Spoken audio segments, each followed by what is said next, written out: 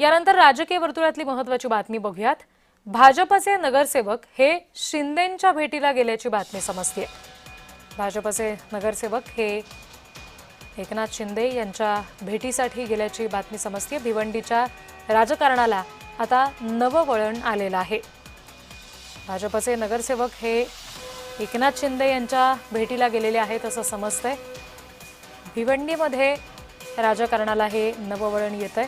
सत्ता स्थापनेच्या दृष्टीने आता काही समीकरणं बदलल्याची चर्चा सातत्यानं होत होती आणि अशातच आता भाजपचे नगरसेवक शिंदेंच्या भेटीला गेल्याचं समजतंय।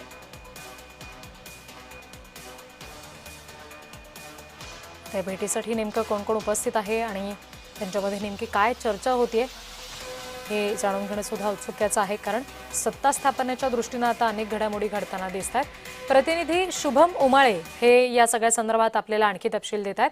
शुभम, नेमकं कोण कोण उपस्थित आहे या भेटीमध्ये आणि कुठे नेमकी ही भेट होतीये, काय नेमकी चर्चा होण्याची शक्यता आहे?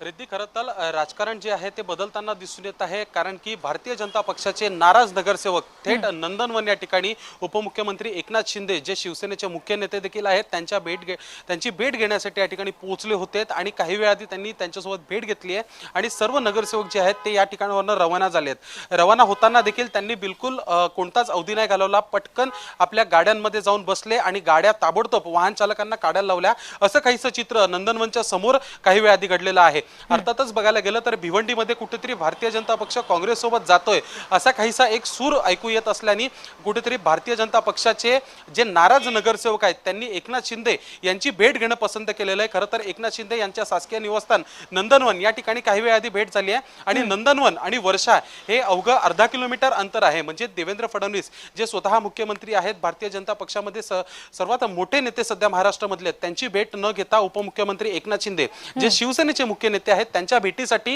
हे सर्व नगरसेवक या ठिकाणी आले होते।